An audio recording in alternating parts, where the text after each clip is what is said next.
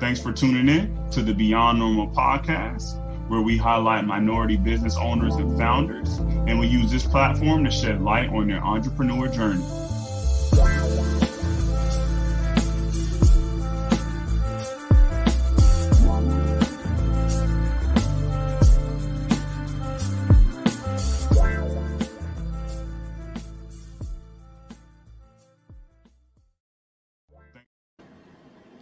There we go. Welcome to the Beyond Normal podcast, everybody. Thanks for tuning in. As you know, this is the first episode of our second season. We got something special for you. I just want to let you guys know that this season of the Beyond Normal podcast will be sponsored by Velour. They are our partner. We got some exciting entrepreneurs to share with you guys for this season. This list is curated. Again, it's like your Spotify, your top playlist. We got the perfect from the beginning to the end, list of entrepreneurs, and we're starting out with a bang. I want to welcome Sydney Davis. She is the Tequity apps. Thanks, Miss Sydney. Thank you. Thank you for having me. Yes, and I know you are very busy. Starting out 2021 on the grind, so we're gonna hop right into things because I know your time is valuable. I want you to tell the folks a little bit around, Tequity Apps does, and what you guys are looking to do in terms of world domination. That's one of the things that we got for 2021. Okay, yeah. So, as you said, I'm Sydney. So, Tequity is a no-code mobile app builder. We service the non-technical founder, innovator, where you can use plugins and templates to build robust apps. So I like to think of us as like the WordPress or the Wix, but instead of websites for the mobile app space. And we've been doing this since April under Tequity, and I've been freelancing for years supporting entrepreneurs. So 2021, we're looking to actually get in more entrepreneurs. We have a goal to launch 500 apps within just the first year here, getting people to the market. We really want to serve our community and have some ideas come to life. Thanks for sharing that, Sydney. Like you said, 500 apps. That means you're empowering 500 businesses. That is incredible. And that's not an easy task. I know you're working on that each and every day. I want to take a step back, right? And allow you to give the folks just a little bit of background around where you're from and kind of what led you to this point where now you got your own business. You're running Tequity every day. Yeah. For sure. So I'm born and raised Kansas City, Missouri, moved to Michigan, and that's where I'm still here, located in Michigan. Went to school with the engineering focus. So that was what I've done. I worked in the utility industry in engineering and project management. And then, on the side, I was still doing app work and web work. And it was so crazy that even through some of the projects I was doing, it was not tech related, but all the questions that people needed help with were tech related. So I was like, you know what? It's obviously validating that this is my strong suit. So that's kind of how I got into the tech piece of things and into development. And, about 2016, I started to really consider and build this software to allow people to build apps without code because with my background, people just couldn't work with me. Either was on budget, or they didn't have the capacity or time, and neither did I. So I knew there had to be a solution. So about 4 years later, here we are, 2020, 2021, and we launched. You saw that need, like you said. People probably come to you and they say, "Hey, I want the world," and then when it comes time to that budget conversation. They can't get the world, right? Is that how it goes? Yeah. Okay. Yes, exactly. And so you saw that pain point. You wanted to focus on it, make it easier for folks to have an app. That's like everything right now is right. How can I put an app in somebody's hand in terms of that end customer? So it's really big for businesses to at least be able to tap into that. And you mentioned something there just around the technology and the things like that. It seems like that is a lot for people to digest a lot of times if they're a business owner. How do you explain some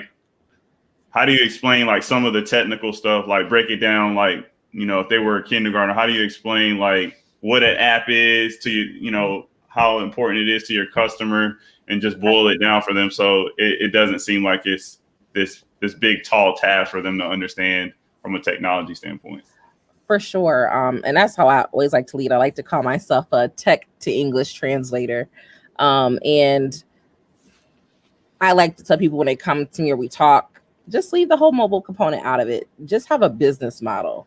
That's what we focus on. Let's just talk about your business, and then let's put a mobile layer on it to see this is how we're going to execute it through a mobile technology. And I like to just inform them just to understand user behavior. So just understanding the value of apps, right? We're on our phones all the time. People are probably watching this right now on their phones. People are mobile, we're moving, and it's something we wake up, we touch our phones, we go to bed, endless scrolling. At the dinner tables, people are like on their phones. So why not put your business, your brand in that space in front of their face?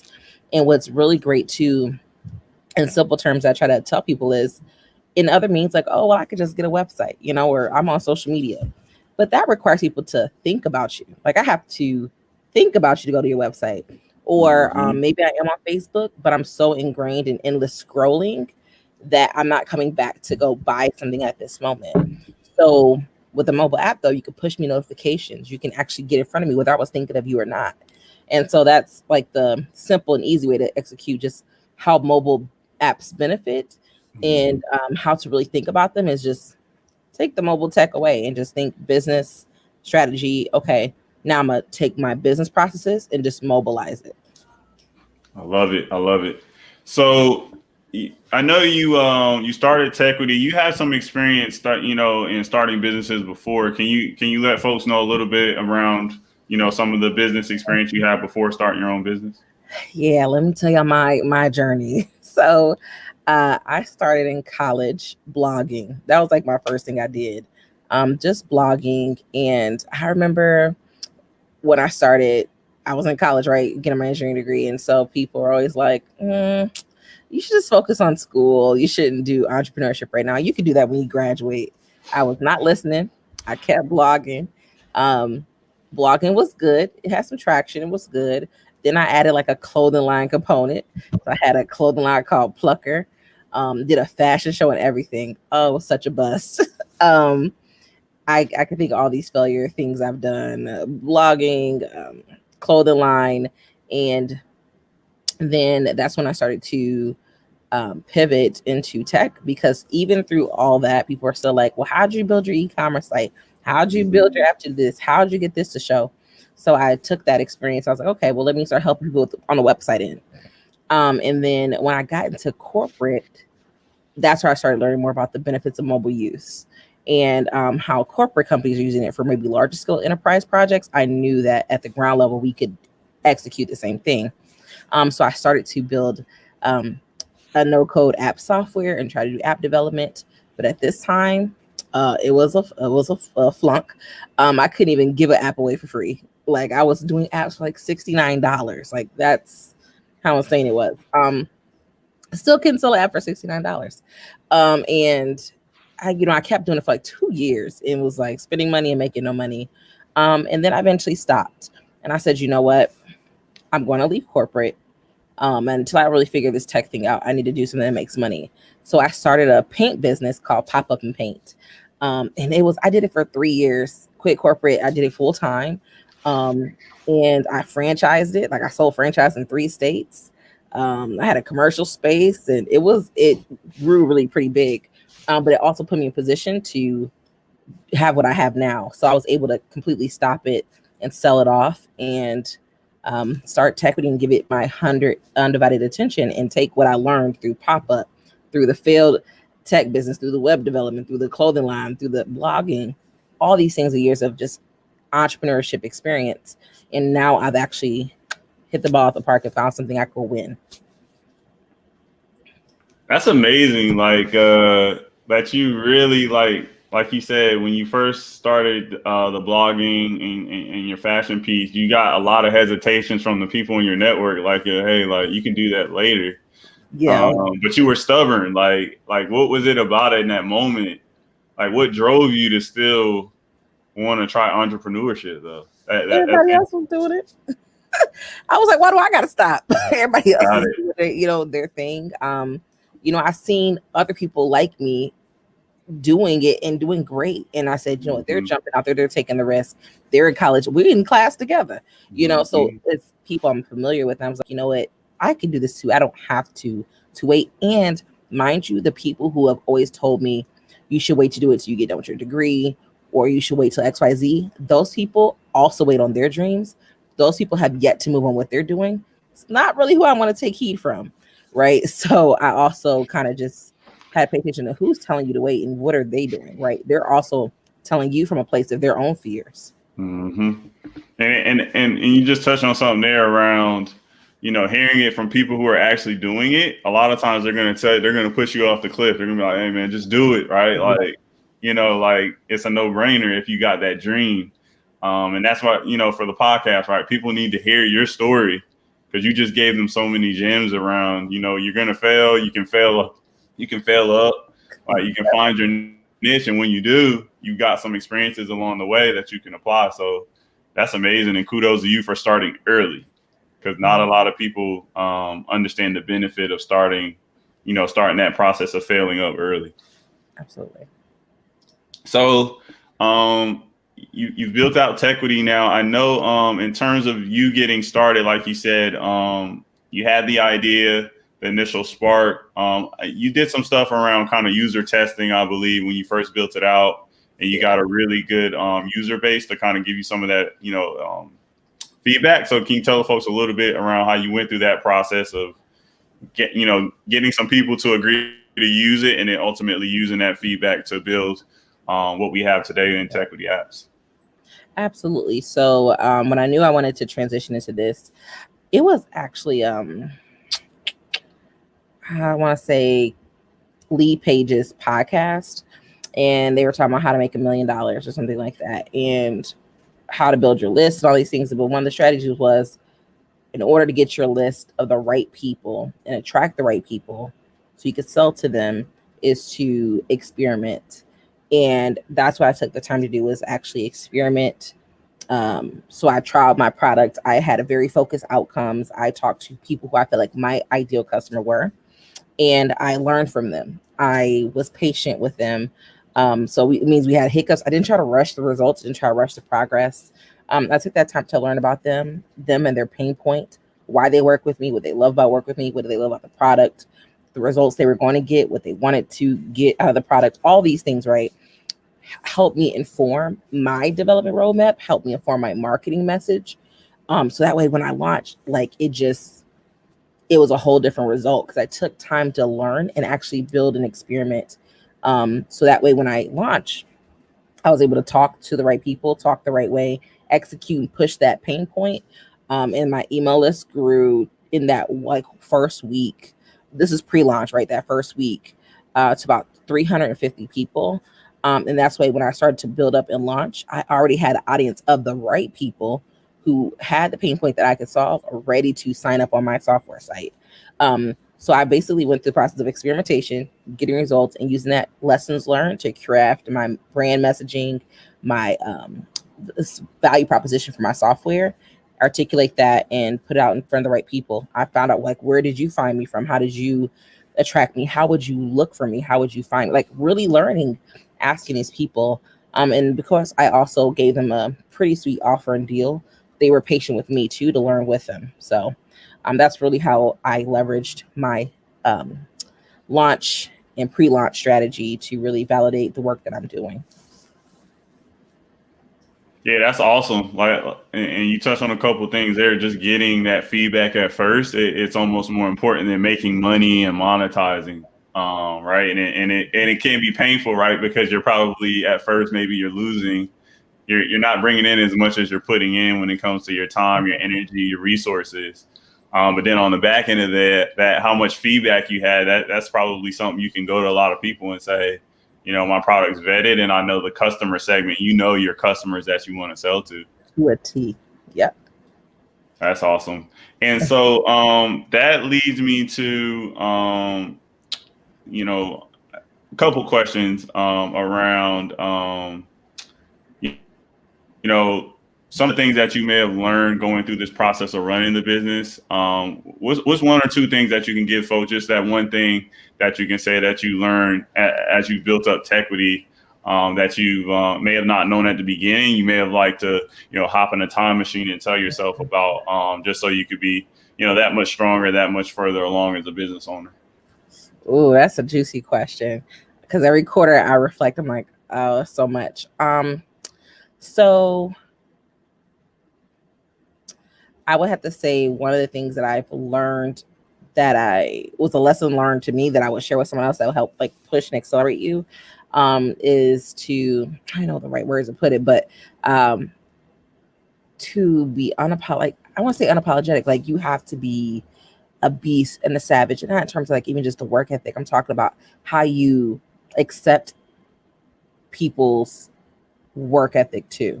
So your team is everything, because if you're really trying to grow a scale, we do things ourselves, but eventually you're going to hire that marketing person, you're going to hire that salesperson.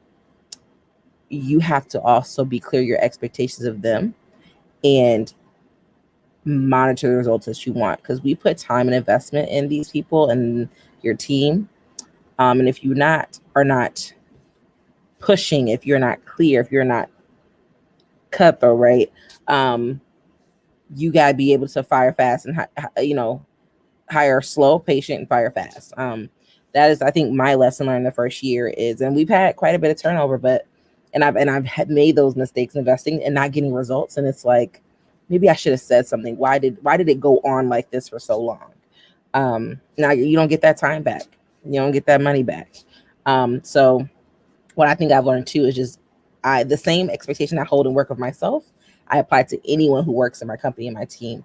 That's like your company culture. I think everyone should say, what is my culture here? What is my expectation of everyone who works with me? What are my expectations before I hire somebody, whether it be your coach, a consultant, a contractor? Have that. I think that would be so critical, because when you have the right people with you on the team, you can go so far. If you guys share the same vision, the same grind, you will go so far. So far. I like that you mentioned kind of, focusing on that company culture early on. And like you said, if you get a group of people, right, who believe in that mission that you're setting up, right, because they're ultimately buying into you, right, when they sign up to be a part of your team, they want to believe like you're going at it, like you're unapologetic, like you said, because you're the leader. You set that tone. So setting that early on, I know it can probably be a balance, right? Because like you said, there's probably certain instances where you gotta be the not so nice person. And so don't be afraid to not be nice. This is not friends. This is not time to be nice. We're building a startup team. That's hard work. Mm-hmm. So that, just being unapologetic. I know that you do quite a bit of pitching.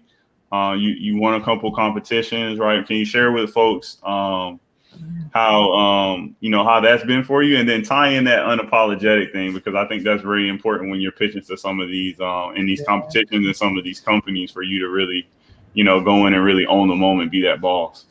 Absolutely. So that just reminds me. So my first pitch for Tequity, so we hadn't even launched yet. It was at the Black Women Talk Tech Road to Billions conference. And I was in the top 5, and all the other 4 companies were mobile apps, and then I was this mobile app builder software. And I'm gonna give y'all a little free game here too through this message. So I won in that pitch competition, won $5,000 and some extra bonuses. And what I really learned about the unapologetic piece is when I planned to pitch, one, I always look at my competition.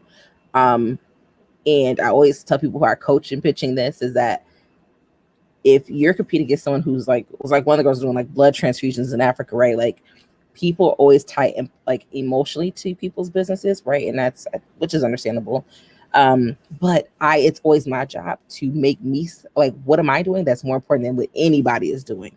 So yeah, she's saving lives with blood transfusions through mobile app technology, but I then should be selling how my mobile app helps people build things that save lives, right? And so really that's being on a project, like you got to know you're the best. That's that confidence. And I keep personality in it. When I talk to and I pitch, I spoke to the investors. I got a standing ovation. I told them, like, we're going to disrupt some shit. Like, I speak to them very passionately. I'm unapologetic about who I serve and what I do. And people respect that. And I think that when they feel that you're unapologetic about what you're doing, who you are, it kind of interests them to want to jump on board and advocate with you. So that was our first experience. And then I did startup grinds, global pitch competition.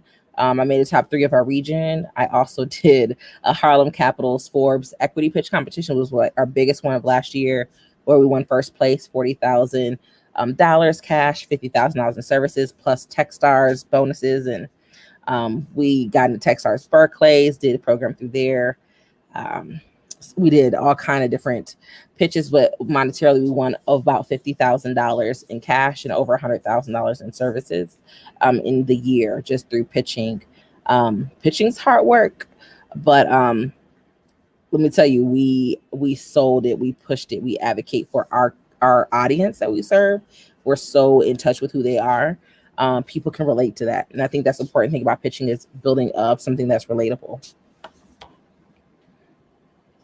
That's free game, guys. That really is free game. That was gem on top of gem right there. And I've seen it over the last however many months that we've known each other, Sydney, just in terms of like, you'll be pitching like every other month, it seems like, or every month. Like, it's crazy. And I know that can be a job that can take you away from, running the business, right? So I'm curious, in terms of like, when you're doing it, like you're busy, you're pushing the brand, you're pushing the cause, like going back to your team, because you mentioned, having a strong team around you. How do you lead and like delegate when you're juggling these different things as a technical founder, like you really are? Like, how do you go about setting your team up for success so that you can focus on other things? I do have to take out time just to always level set with them. I always, again, my company, we're very straightforward. I say, what are your goals? What do you want to do? What don't you want to do? I'm clear on how to work best with you. And I don't want to give you things that bore you, that drag your feet. I'd rather give you things that make you want to work hard and move forward. So I also do that too. So I delegate them things that are in their zone of geniuses. Giving you something that is not in your zone of genius is wasting my time and yours. So I'll just delegate to somebody else. So one, understanding what people's magical powers are, like where can they really excel, and that's what I delegate to them. I give them that, and I also give them the empowerment to lead it as if it's their own. Like, Tequity is everybody's business in my company. This is your company. What would you do it to get to where it needs to be and make the best decisions? And I think sharing the vision in the company with everyone versus saying everyone's doing this for me and it's mine, also people feel more invested. So I find the results are better when people feel invested. So of course, technically we use Trello to manage our metrics and KPIs, our tasks. We do not do more than we need to do. So with this team, and what that means is everyone has ideas. Oh, you should white label. Oh, have you thought about going to corporations? Have you thought about going take Tequity to schools? Yes, we think about all those things. And those things are great ideas. We have to stay focused. We don't quarter one. This is the project. This is the one thing. Until this is perfect, we master it. We don't move on. And so I find that allows my team to not feel like they're spread thin. They get to be focused. I get to be focused, and we move together. So I get to do what I do best and strategize and work on the back end while they are focused on that one thing and doing it really well. And that just makes a better work life. And I think that helps me have a really strong team that works very fluently. More gems. So, right, you mentioned staying along the lines of having a strong team, putting your team in a successful place.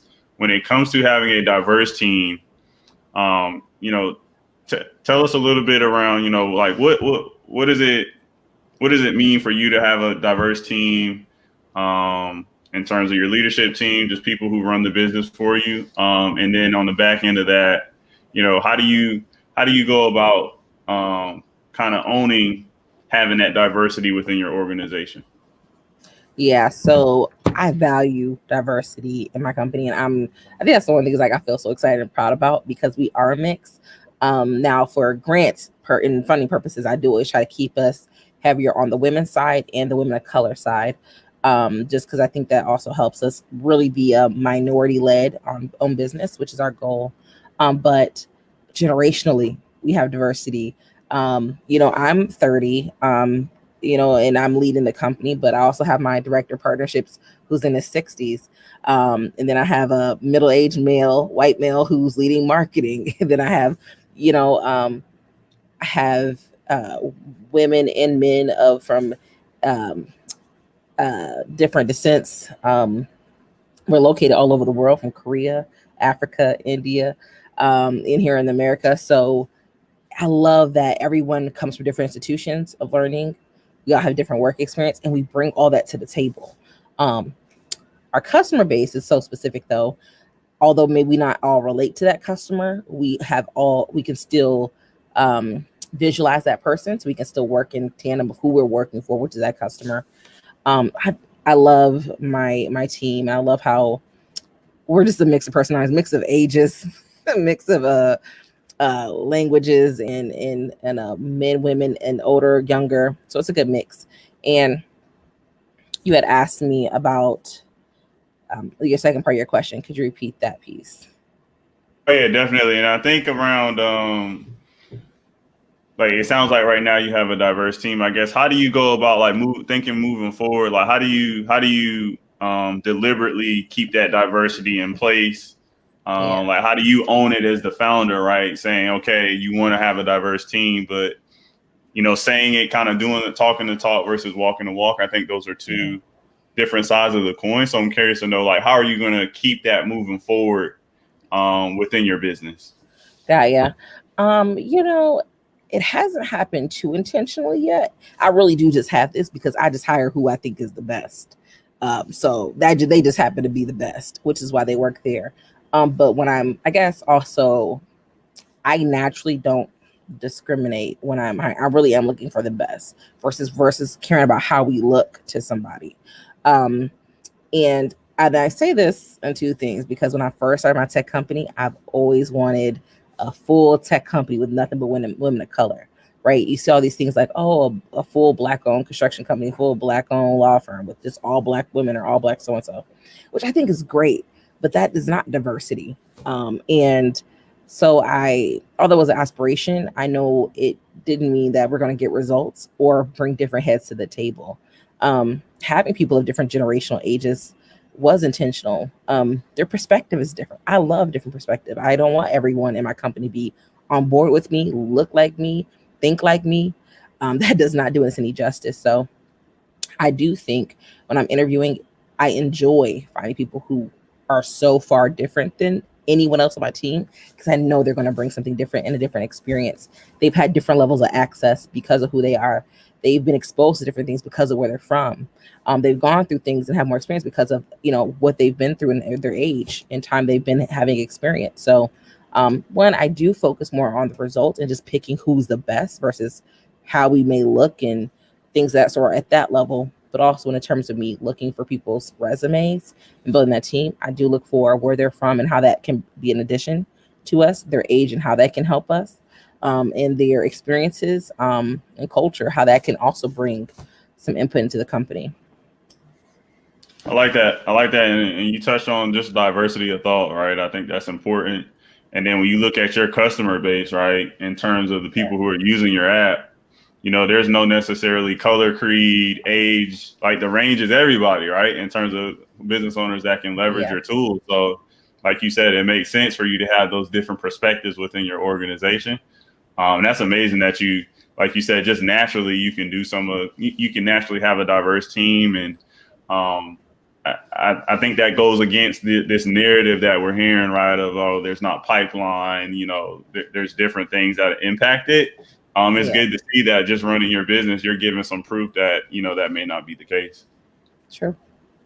Appreciate that. And so I mentioned it earlier, just around Our sponsor, Brooke, in our first kind of touch base this week, we kind of mentioned a couple things. And one of the things that came up was this idea around kind of world domination, how you guys are, how business owners are looking through, 2021 and beyond, like what does success mean for you? Can you tell us a little bit around, what that success looks like for you moving forward and what your goals are for your business? Yeah, so we're actually going to start our road to capital this year. So world domination through the Techstars Barclays program I recently finished. Some mentors very well expressed the need some rocket fuel to beat competitors to market and get to market strong and fast. And that's our world domination, right? To get capital, to get to the market and build so our product is like pretty still in development. It's pretty robust for what it is, but it could be stronger. It could be quality. We could expand the abilities with the more stuff that we're learning, and it needs capital. So this year we want to, our goal is to raise $500,000 to get to our next milestone. We ended last year with a $3 million valuation. In this quarter, we're already halfway to our funding goal. So we're pushing to grind and hit a 1 million by end of the year. I'm sorry, I just had to type something. That's $1 million. I didn't want to do all the zeros, but that is a lofty goal, and I appreciate you having those lofty goals. And I know you're gonna attack it with $1 million. Like we got to start like writing these things down. Like when people say stuff like that, putting it on the wall, and just like looking at it in amazement. That in 2021, you confidently, right? You confidently can say like, I'm going after $1 million. I'm going after that check. That's awesome. That's awesome to hear. In terms of building out your team, talk a little bit around I guess currently, are you doing Tequity full time? Are the folks on your team full time? And talk about a little bit around that process as well. I'm curious to know where you guys are at with that. Yeah, for sure. So I'm full-time. I'm overtime with Tequity. But actually I do also work like a other full-time job. I'm actually an executive director for a nonprofit where I live. And I've been doing this for like about a year. So still doing that, and I still do. So I work 9 to 5 and 5 to 9. So around the clock. So but my team, my partnership, my directors are full-time. My sales and customer support and my lead developer are always all full-time around the clock. But we do have other interns and marketing people who are actually on a part-time basis working in the company. And so we're a team of 5, 6, 7 people. We just onboarded quite a bit this year. So we're a team of 7, so not too big. Enough for a startup. We have the critical roles filled in our company. I appreciate you sharing that. The reason why I asked that, I've heard a couple people that I've talked to just within my network who are kind of on that fence trying to figure out like, oh, is this something like when you have that idea, do you just jump into it and you just stop everything else? Or do you kind of, balance the two, start it off as a side hustle and then work your way into that? Any thoughts on that? Yeah. So I think when we were talking about like experimenting and like validating before I launch, like that's that side hustle phase. And when I did the pop-up and paint business, I quit my corporate. I left corporate and I actually did not try to apply for anything else. Like I went straight into entrepreneurship, and it was a little overwhelming. It was quite a bit of pressure, and I think that I felt like I wasn't like building myself. I wasn't learning. Because I think coming from corporate and having a job, it keeps you consistent, keeps you focused. I feel like, I don't know, it just keeps you on track. And so when I left that, I feel like I lost structure and I didn't like that. So that's why I was like, okay, let me go back to work because I'm waking up at 10 o'clock, just up whenever, just lollygagging. This is not cool. So went back to work and still did my business. One, it's comfortable. 2, I enjoy it. I also think the perk about having a business, but also a job, is that you don't have to sit at a job you hate. It's an option to work, if you have a business, right? You can make money elsewhere. So I get to do a job that I love. And I probably will always I said to say this, but I will always probably have another job. I just always will have another job. Um, but I give my company still 100% of my attention, and I also am always honest and clear. So even when I was in corporate, they knew I had businesses and entrepreneurship. They'd always, my coworkers would support me. So I was doing pitches then, and then my board now, everyone knows I'm an entrepreneur. They know my goals. I'm very clear, and they allow me the flexibility. If I gotta go live here on Friday, here we are. If we have to, if I gotta go pitch, I need time off, I do that. If I need to have balance, I have that. I wouldn't work in a space that would not let me balance my goals and work. So I'm very just blessed to have flexible work arrangements. And so that's what I would advocate, is find something that you enjoy that allows you to do both. Dropping more gems. I appreciate it, Sydney. Yeah. So we actually got a comment that came in. I believe it's Misha Williamson. Such a good point about having a job and a business. Like, you can do both. Sydney, you're a grinder, because you said, like you just said, you work a 9 to 5 and then you work a 5 to 9. That is a lot of energy. Me personally, I would be able to do it, but I don't have that battery in my back like you. So I know. But to your point, like, it's cool that you broke it down in terms of your quote unquote your day job is something that you like doing. Like, you find purpose in that, and that's powerful. And it just shows kind of you having that ability to juggle both. It shows people that you can do multiple things. You can have multiple streams of revenue, right? That's how I like to think about it. Just having multiple piles of money, pipes of money coming in. That sounds like amazing. Multiple streams. Yeah, multiple streams. Like, that sounds amazing. So I appreciate Misha, bringing that up, because that's something I have heard a lot of people talk about around juggling both, and kind of that idea of work-life balance. What does it look like? It seems like we're kind of just smashing that idea of work-life balance and kind of piecing it together the way that we want. And I think you're proof of that, Sydney, in terms of, just making it your own, right? Yeah. I wouldn't advocate people to that whole quit your job and jump in head first. That is not always necessary. You just gonna have to work hard. And if you got a job, put some money away to outsource for things you need to kind of get you comfortable to get your revenue at least coming in. So until you can triple what you make in your job, if you are destined to leave, at least make triple what you're making, not your business, but your take home out the business before you start quitting your job. I'm just telling y'all from experience, okay? No, that's more free game, triple. So yeah, keep that in mind, folks. I think that's a gem right there. Like you said, it's not easy, that entrepreneur life, and so you're definitely giving folks that that complete picture. Like, you still need money, you still got to have ways to pay your bills, and so it's okay to juggle both. It's okay to start it out as a side hustle. So that perspective is excellent. Gems on top of gems. In terms of where I want to go next, because I know we're probably close to wrapping up, Sydney. Tell folks, how they can get in contact, around Tequity apps. If they're a business owner out there, they want to start that app process. I know you guys have some tutorials, some intro level stuff for people to get started. So let them know. Absolutely. So tequityapps.com is our website, and so we're launching our platform under a new name.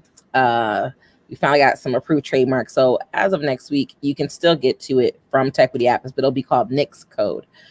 Nix Code for a no-code app platform.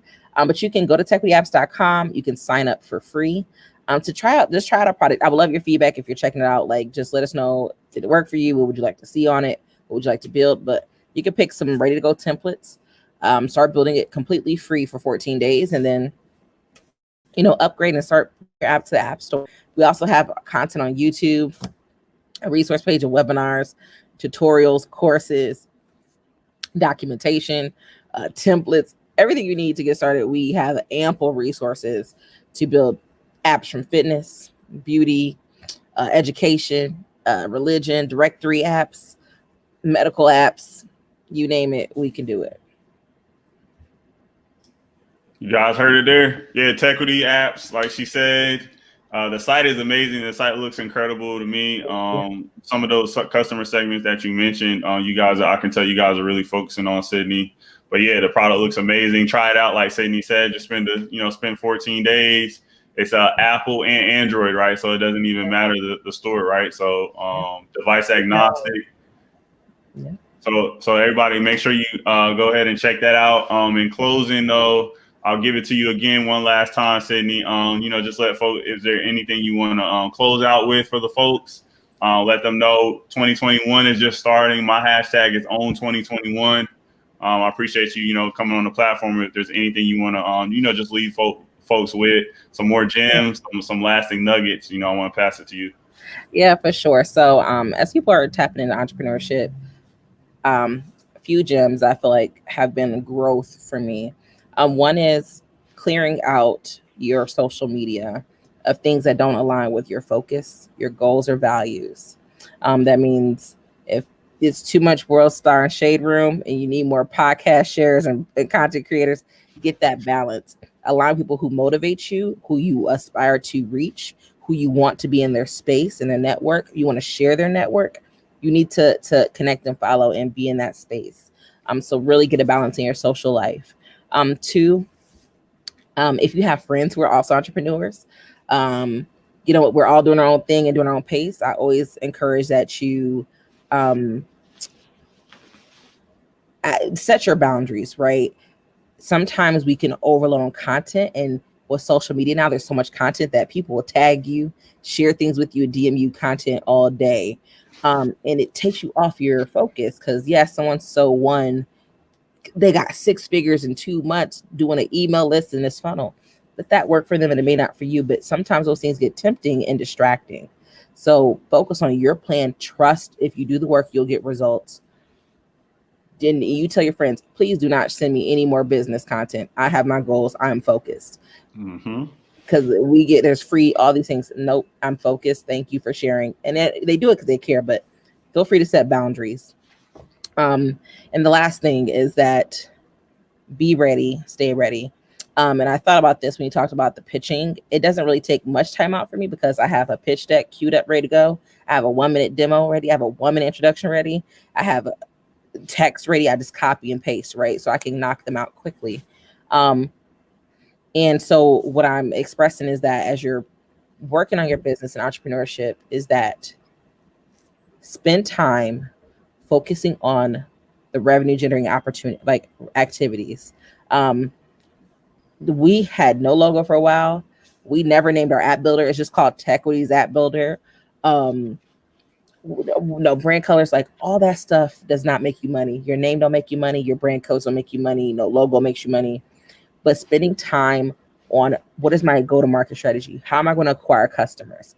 These are things spent well with for your time to make money, which is what you're here to do. All that other stuff, colors and brands and the pretty stuff, the fun stuff can wait.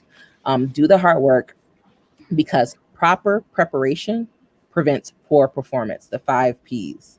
So let's leave you with that. Proper preparation prevents poor performance. So stay focused, work on revenue generating activities, clear social media and limit your boundaries to people who are also sharing too much content with you, and stay prepared so you don't always have to get ready. You heard it from the best, everybody. I appreciate Sydney for stopping by, you sharing your journey. You got an incredible runway. Giving people that good and that bad around being an entrepreneur, failing multiple times, it's okay. We gotta put that in our mind. We're gonna fail. And we got some great opportunities with 2021. I feel it in my bones. I don't know what it is. But it just seems like, there's going to be a lot of potential for folks to be out here. Yep, like Sydney's rubbing her hands. We're all doing the Birdman, right? We're all doing the Birdman. Like, we got to rub our hands, get to that money, whatever that bag looks like for you. And again, just appreciate Sydney for stopping by episode 1. This was amazing. So many gems. It's going to be easy for me to, chop this up, put it on social media. She made it so easy. So again, I appreciate you, Sydney. Just in closing, thanks for tuning in, everybody, to the Beyond Normal podcast, sponsored by Valurit. This is the first This is incredible. This is the big bang for season 2. We're going out. You know, this is going to be an incredible season, and Sydney has set us up for success with this. So thanks for tuning in, everybody, to the Beyond Normal podcast. Thanks for tuning in to the Beyond Normal podcast. We can be streamed across all major streaming platforms in addition to YouTube. Come back again. Wow.